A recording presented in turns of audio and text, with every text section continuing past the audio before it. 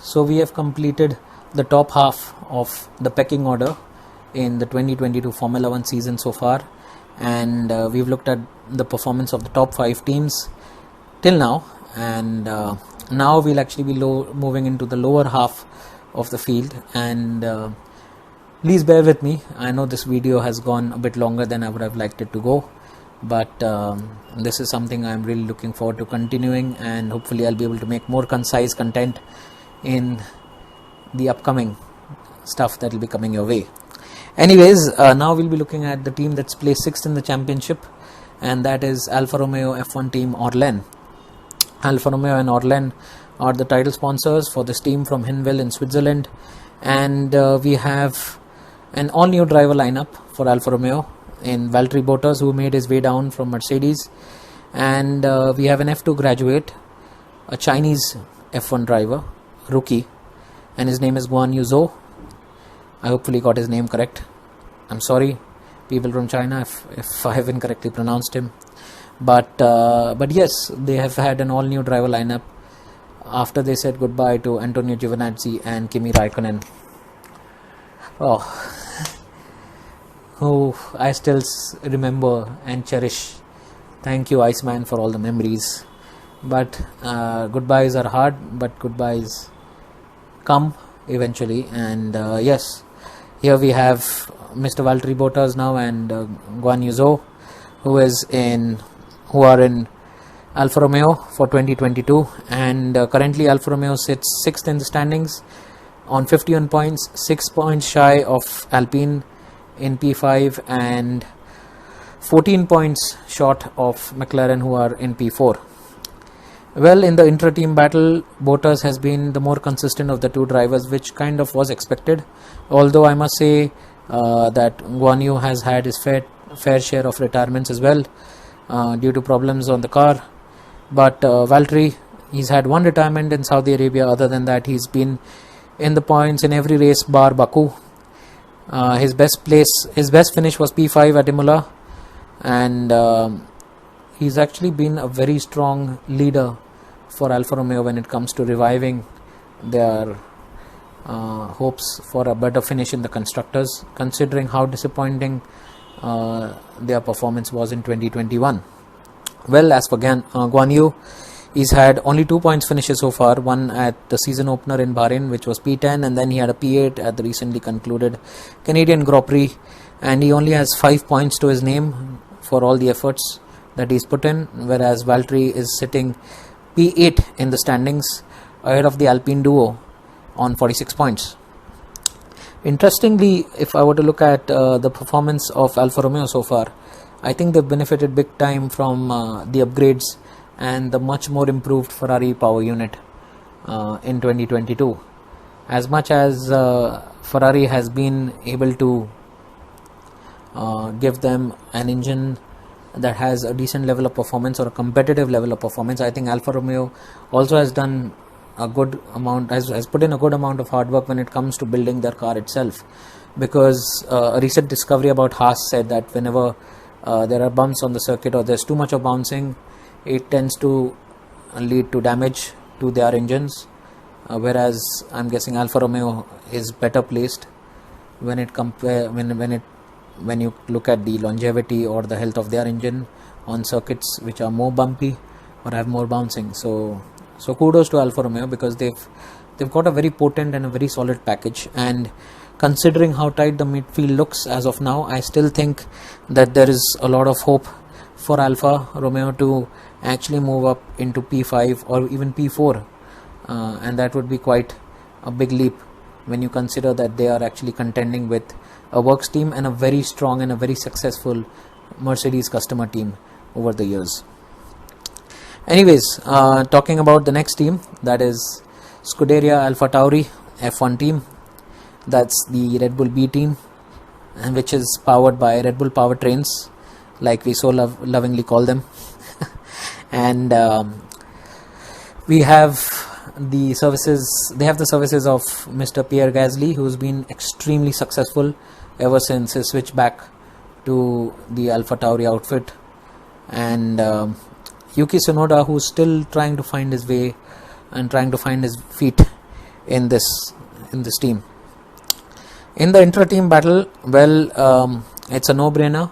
Just like last year, Pierre Gasly has gotten the better of his teammate, and although he's had only 3 points finishes, his best finish came in Baku in P5, and he has 16 points to his name in P11. As for Yuki, well, he's had 3 points finishes, P7 being his best in Imola. Unfortunately, he did not start the race in Jeddah due to a problem. I think he had a problem on his chassis, if I am not mistaken, and as of now he has 11 points to his name. In the constructors standings, well, Alfa Tauri is on 27 points, 24 points shy of Alfa Romeo, and I really don't see them making more inroads into the people above until and unless the teams ahead end up with double DNFs or some really poor races. It's quite uncharacteristic of Alfa Tauri to find themselves in the place that they are in as of now. I think they're in a very much similar situation like McLaren. They had 2 very strong years, and then suddenly they seem to have fallen back in the new era of Formula 1. Hopefully they should be able to get things right and crawl their way back into reckoning when it comes to this midfield battle that we are so used to watching.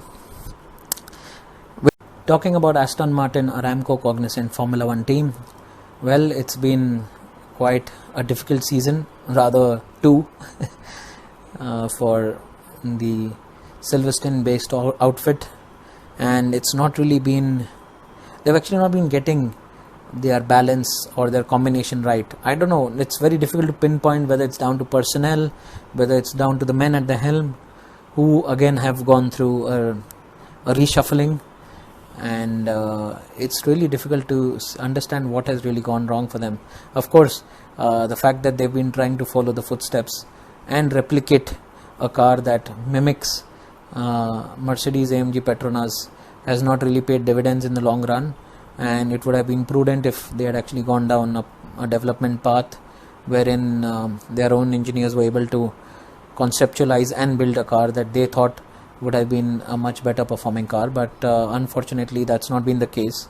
And as of now, as things stand, we see Aston Martin way down in P8 in the championship with just 16 points to their name, which is not really a good sight to behold considering the prestige of the brand and the name that comes along with it.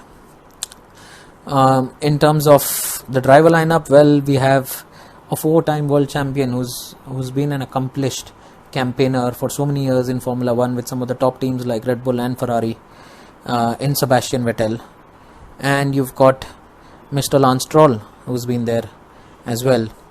Of course, Vettel did not really have a great start to the season when he contracted COVID, which saw him sit out the first 2 races of the championship, and we had Mr. Nico Hülkenberg who took his place instead and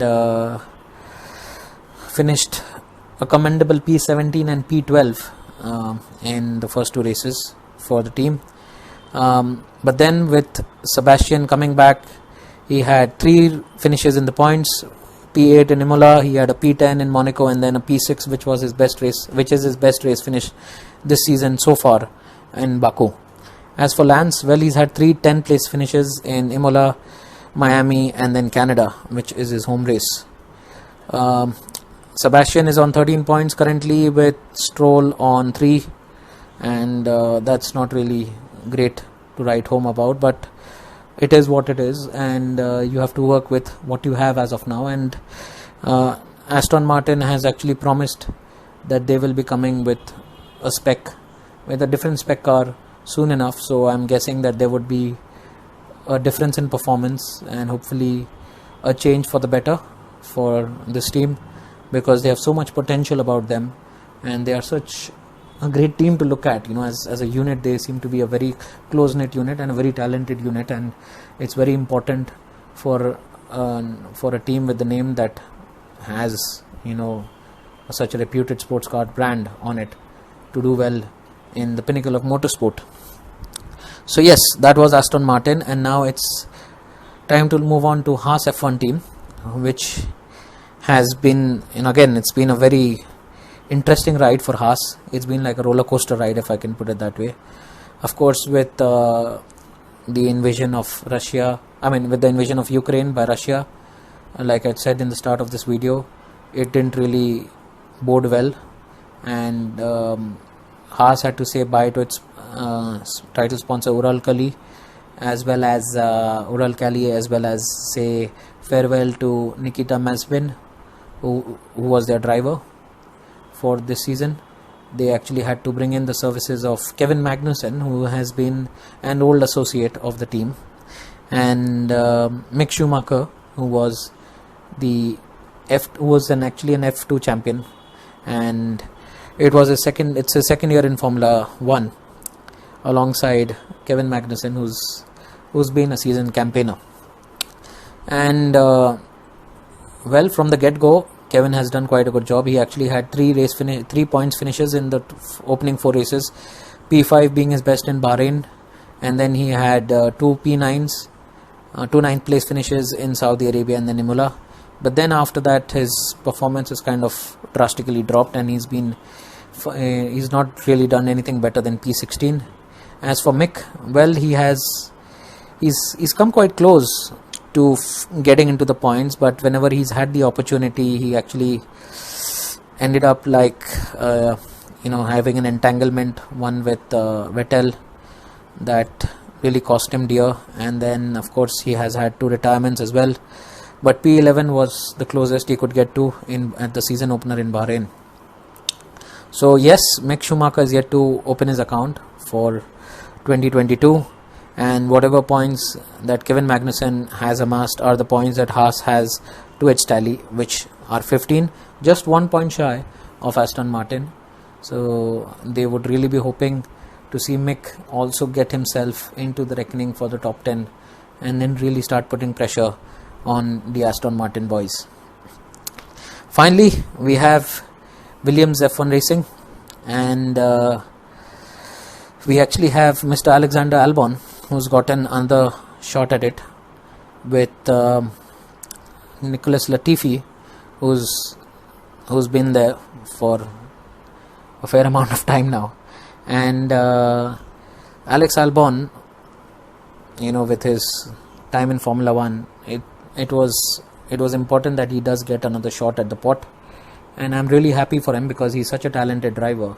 And it's just that he's been under such intense pressure from Max Verstappen when he was at Red Bull, that he was never really able to produce drives or live up to his potential. So this is a very good place for him at Williams, where he can actually do his own thing and actually show what a talent he truly is.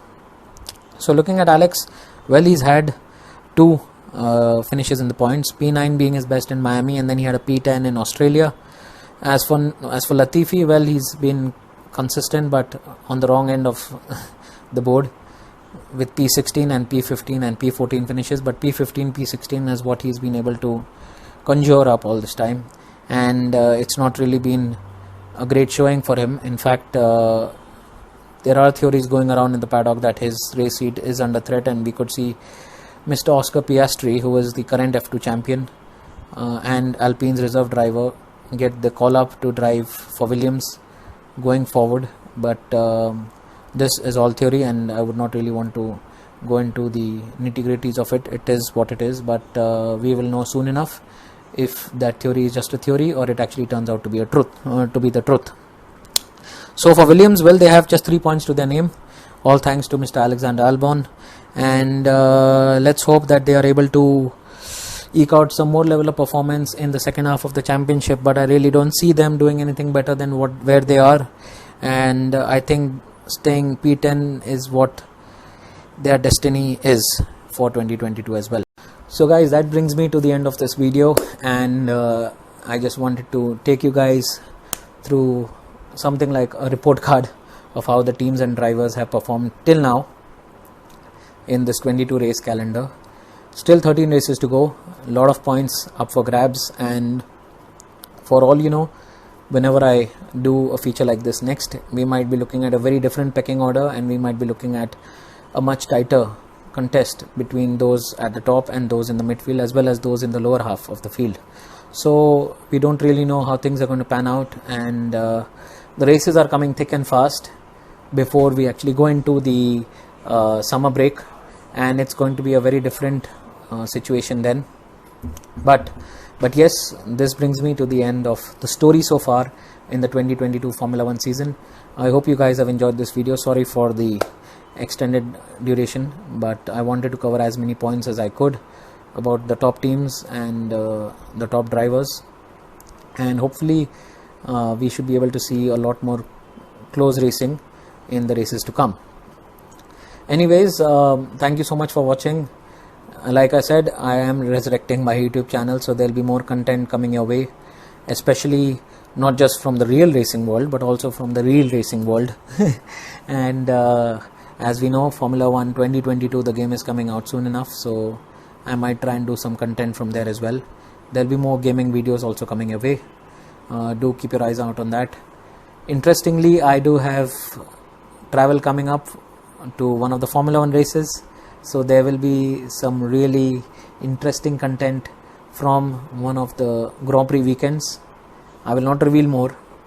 There might be more, but yes, let's just keep that on the back burner for now, because there are some interesting things that I've planned for the travel that is upcoming after almost 3 years of staying put due to COVID.